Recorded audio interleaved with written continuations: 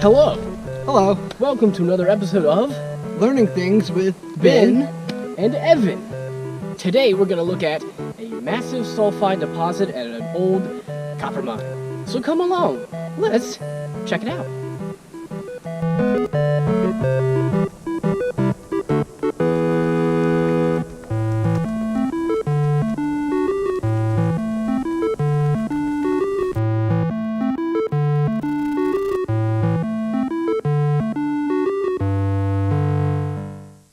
Alright, so we're at the Woods Copper Mine near the border of Randolph and Claiborne County, Alabama. And this copper mine was first located by prospectors in the mid-1870s, around 1874. And I think it was first mined in 1876 and operated for a few years, supposedly economically. Back then, of course, the economics of copper were pretty different than today. Copper was a lot more valuable than it is now. It was closed down sometime in the 1880s and then last worked in 1899. So what we're seeing here is the remnants of that operation.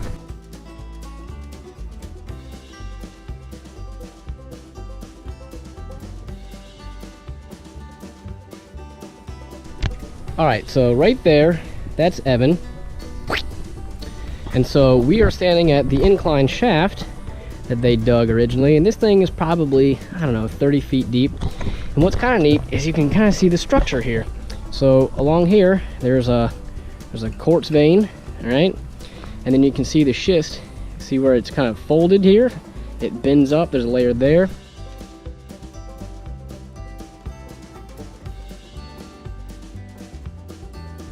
And I don't know if you can see it, but there's a little layer right down in there. It folds back on itself.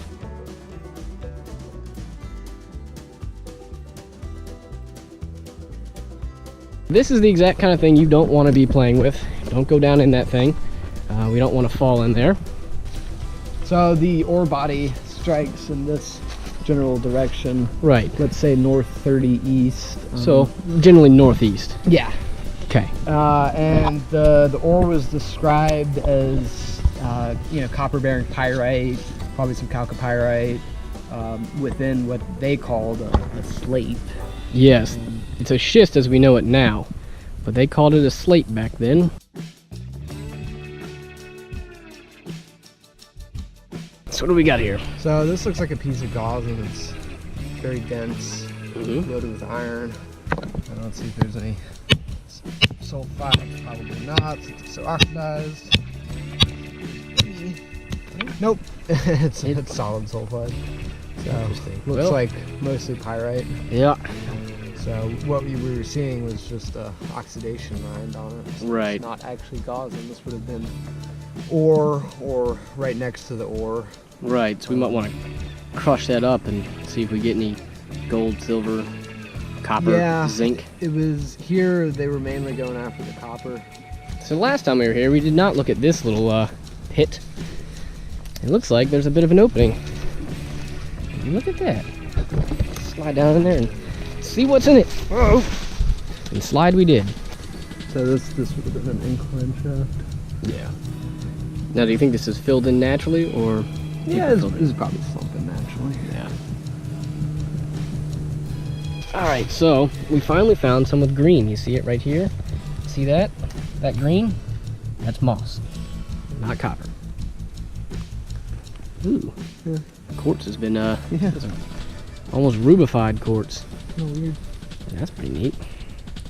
Don't see that every day, but when you do, you see it. Spongy. All right, so looky here. Look at this in the roadbed. See all this black stuff?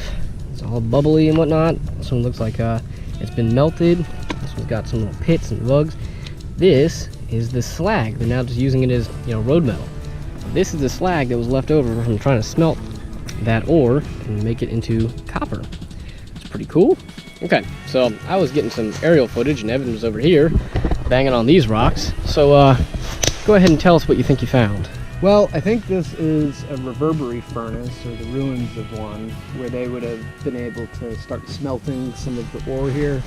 And I don't know their, whole series of events that led to the production of metallic copper at this mine, but I do have a mine map here that shows us kind of a rough overlay, overview, rather. Right, and so we are presumably right there. I think we're at that reverbery based on our distance to the road and the creek. Gotcha. And that makes sense because we see here there's some slag. It's pretty dense. And what I notice is that there's actually metallic copper. Ah, interesting. In here. So, the idea here is that you're able to reduce these copper minerals into copper metal. Right. And the junk that's not copper should go into the slag. And the copper should settle out at the bottom. The slag should be floating on top. Right. But the process, as we can see here, wasn't 100% efficient. So small bits of copper got entrained into the slag. So while Ben pans down there, I'm gonna look around on this roadbed to see why this material looks like it's running decent amount of sulfides because of how yellow, brown, iron stained all this is. Dug up this one a second ago and get a fresh surface on it.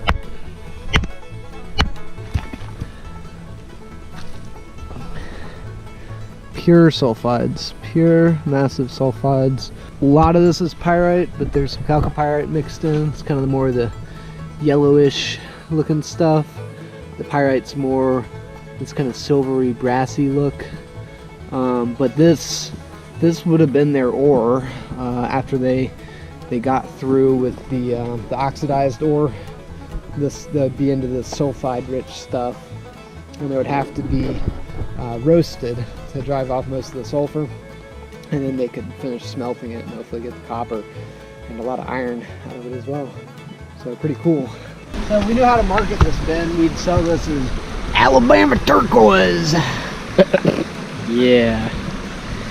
So this is more of that carbonate aggregate here. Yep. And it's just been coated with malachite, basically.